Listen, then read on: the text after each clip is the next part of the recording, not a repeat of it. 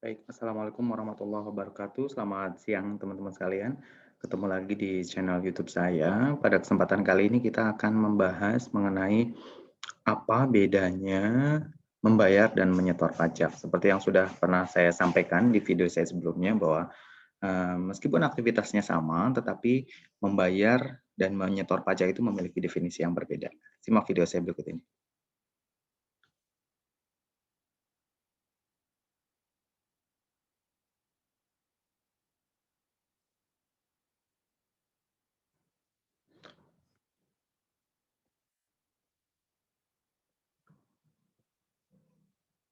Baik, jadi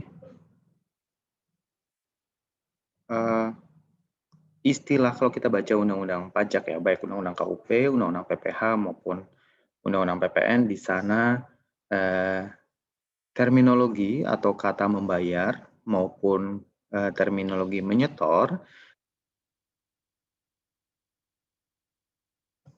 ada yang penyebutannya membayar saja, ada yang penyebutannya menyetor saja, namun ada juga yang disebut bersamaan membayar dan menyetor pajak.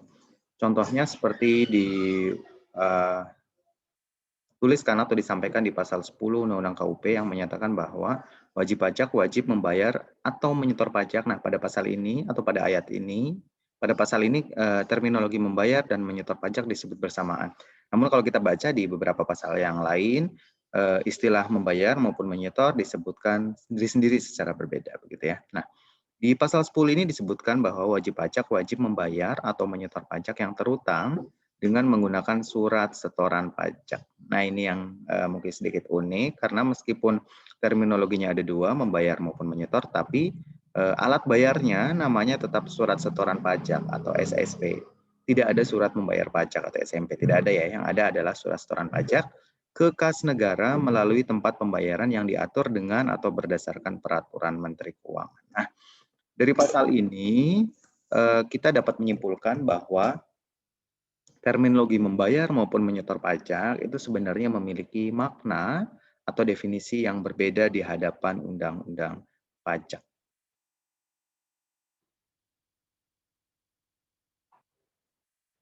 Yang pertama, terminologi membayar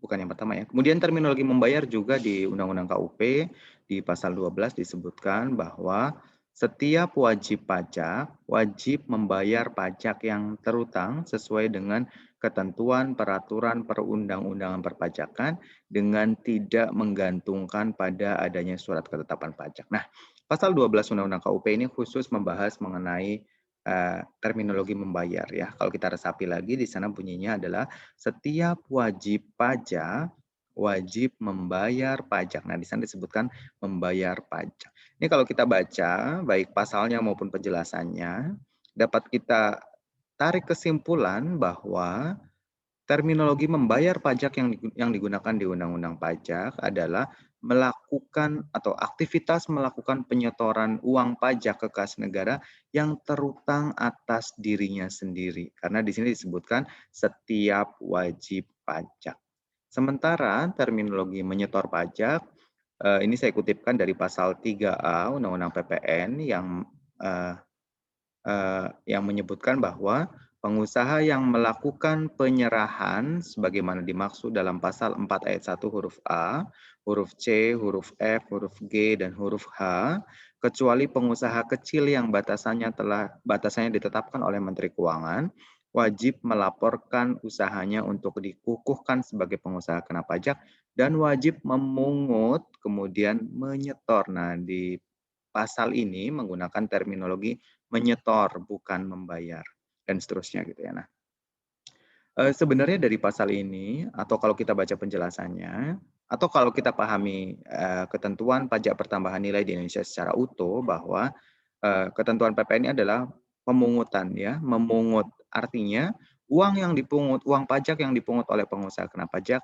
bukanlah pajak yang terutang atas pengusaha kena pajak tersebut, tetapi itu adalah uang pajak yang dipungut dari pembeli atau pihak yang memanfaatkan jasa kena pajak. Nah, dari definisi ini dapat kita simpulkan bahwa terminologi menyetor di hadapan undang-undang pajak itu artinya menyetorkan atau menyerahkan ke kas negara uang pajak sejumlah tertentu, yakni atas pajak-pajak yang terutang atas orang lain, bukan terutang atas dirinya sendiri. Sehingga dari dua definisi ini dapat kita simpulkan bahwa terminologi membayar itu adalah aktivitas menyerahkan uang pajak ke kas negara yang terutang atas diri wajib pajak sendiri. Ya, jadi itu adalah beban pajak dari si wajib pajak sendiri. Sementara menyetor pajak adalah aktivitas menyerahkan uang pajak ke kas negara atas pajak-pajak yang terutang oleh orang lain. Jadi beban pajaknya yang menanggung orang lain, bukan dirinya sendiri. Nah, itu bedanya sebenarnya bedanya antara membayar maupun menyetor pajak. Ini ada ilustrasinya. Ini ilustrasi yang pertama adalah ilustrasi kegiatan membayar pajak. Misalnya PT ABC pada tahun 2020 mencatat laba komersil sebesar 200 juta. Ini contoh saja ya. Setelah dilakukan rekonsiliasi fiskal, diketahui penghasilan neto fiskal sebesar 210 juta. Sehingga terutang PPh sebesar 46.200.000. Ya, karena kita tahun 2020 menggunakan tarif sebesar 22%, maka PPh terutangnya adalah 22% kali 210 juta.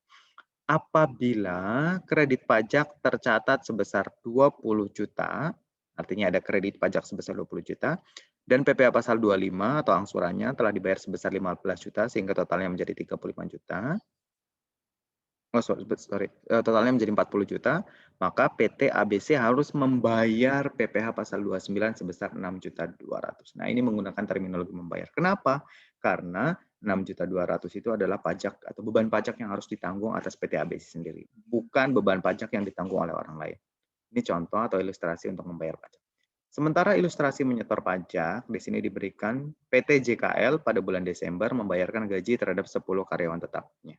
Diketahui atas pembayaran gaji tersebut terutang PPh pasal 21 sebesar 5 juta rupiah.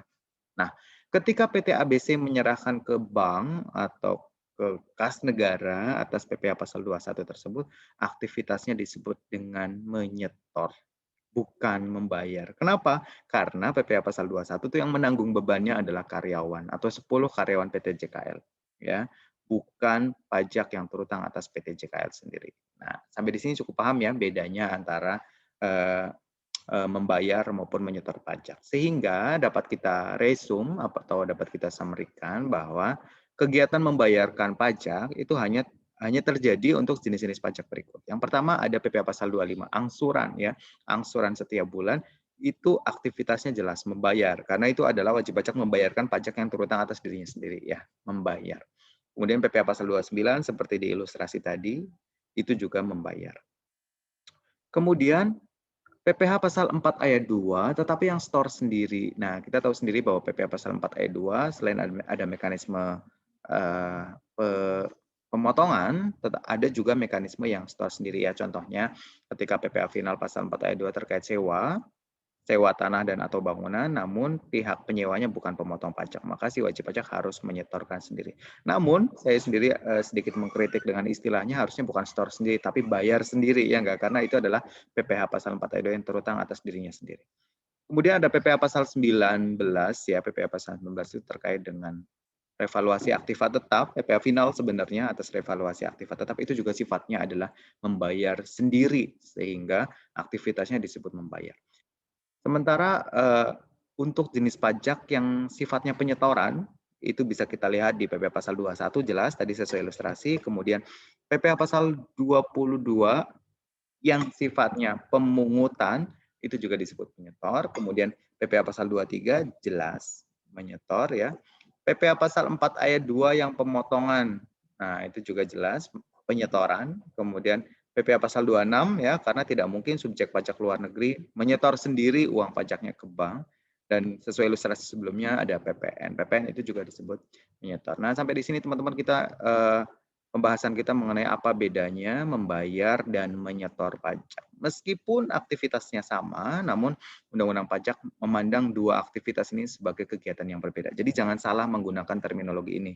Ya, jangan kebalik ketika harus menggunakan membayar, teman-teman menggunakan menyetor, atau ketika harus menggunakan menyetor, teman-teman menggunakan membayar. Ya, itu tidak boleh karena di depan Undang-Undang Pajak masing-masing memiliki definisi yang berbeda. Sampai di sini sharing dari saya. Terima kasih telah mampir. Wassalamualaikum warahmatullahi wabarakatuh.